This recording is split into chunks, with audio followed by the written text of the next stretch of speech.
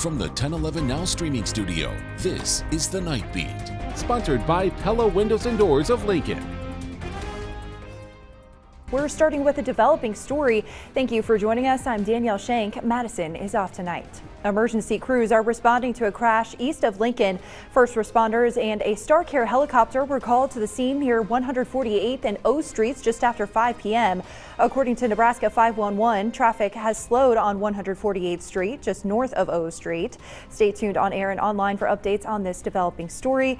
We're also following another crash from earlier today around 1 p.m. First responders found one car on its side and another with front end damage near 41st and Cleveland Avenue. An officer on scene tells us one woman suffered non-life-threatening injuries but was not hospitalized. Now, the University of Nebraska faces major cuts, over $27 million on the line. The chancellor's proposal could eliminate programs and combine leadership of the School of Music and the School of Theater and Film under one director. Our Darsha Dodge joins us now with more on the impact. Darsha?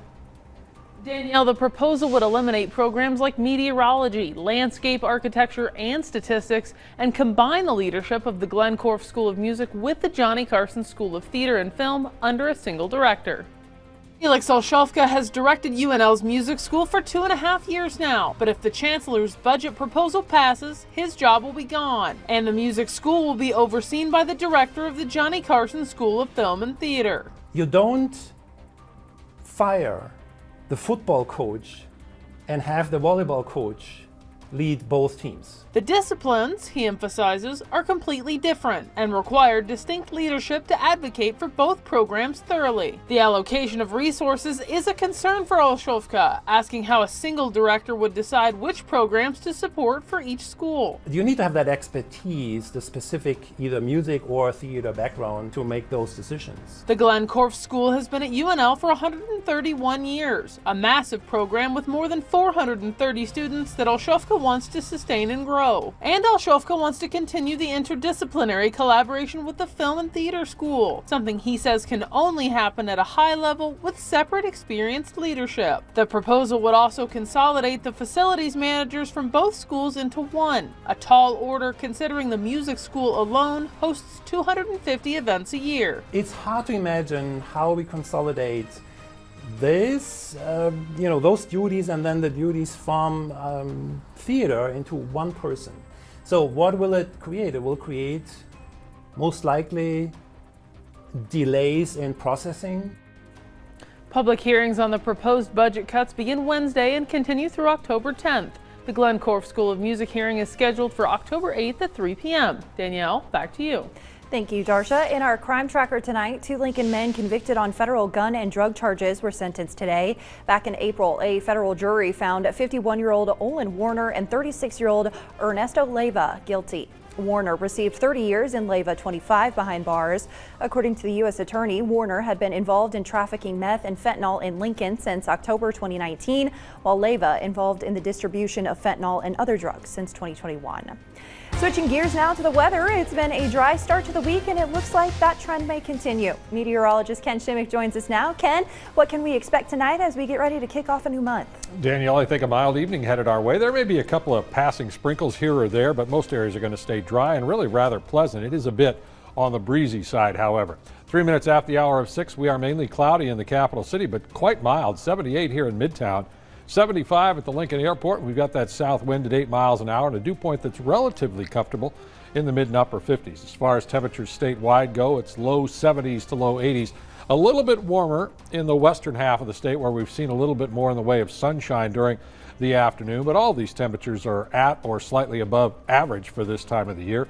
72 in Columbus right now on the low end, 82 in Valentine, Chadron, and Alliance. On the high end, it's 76 in Grand Island, 79 now in North Platte. Winds continue out of the south, southeast, sustained anywhere from around 10 to 20 miles per hour, and we're still seeing some wind gusts between 25 and 35 miles an hour, especially over the western half of the state. Satellite radar, as it did at 6 o'clock, as it did at 4 o'clock, makes it look like it's raining out there, and it is, but the rain is aloft, and the dry air at the surface is evaporating that moisture before it hits the ground again. Can't rule out a passing sprinkle or two, but otherwise we're looking at mainly dry conditions between now and 10. Sky should be turning partly cloudy across much of the region, maybe an isolated shower or thunderstorm in the far west by between now and 10 o'clock. As far as your 10 o'clock temps are concerned, with that south breeze, they're going to remain relatively mild. Most of us in the mid to upper 60s yet at 10. We've got more summer-like weather headed our way as we start that month of October tomorrow. Danielle, we'll have complete forecast in just a few.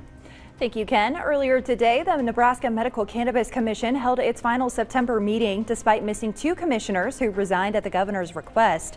The meeting was supposed to include decisions on cultivator licenses, but due to the resignations, that couldn't happen. This means the commission will miss the October 1st deadline. According to one cultivator applicant, timing couldn't be more of an issue. You guys require us to come from seeds. You're looking at 20 weeks before I can have a harvest. That's 5 months that nothing will happen. So if you approve us today, it's 5 months before I can get anything to our processor.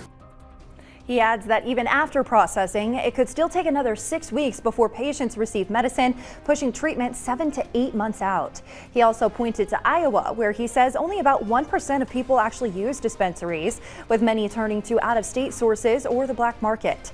He and other public commenters believe patients should have access to flower and vape products, which are currently banned in Nebraska. The next meeting when license decisions will be made is October 7th at 2 p.m. Now, State Senator Christy Armendariz says she won't seek re-election to her Northwest Omaha seat in 2026, citing the $12,000 a year legislative salary. She says she signed up knowing about the pay, hoping to balance her duties with her full-time job as a strategic sourcing specialist at Nebraska Methodist Health System, but she gave up that job earlier this year. Legislative pay is set by the Nebraska Constitution and last increased from $300 to $1,000 a month in 1988. In lighter news, before we had to break, a local food influencer is serving up more than just fun reviews. He's turning viral videos into community impact. With just over 16,000 followers, Keenan Eats reaches more than 40,000 viewers with a taste of Lincoln. From saucy sushi in the Haymarket to French comfort food on 17th Street, he says his goal is to bring people together through food while supporting local businesses. I think the overall goal and mission is really just to inspire people to just act on your ideas.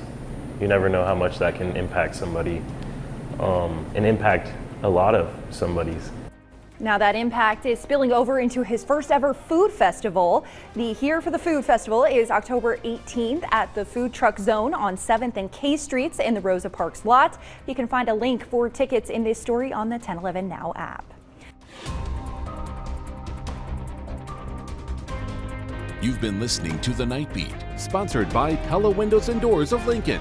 Watch, listen, and stream on the 1011 app on YouTube or wherever you get your podcasts.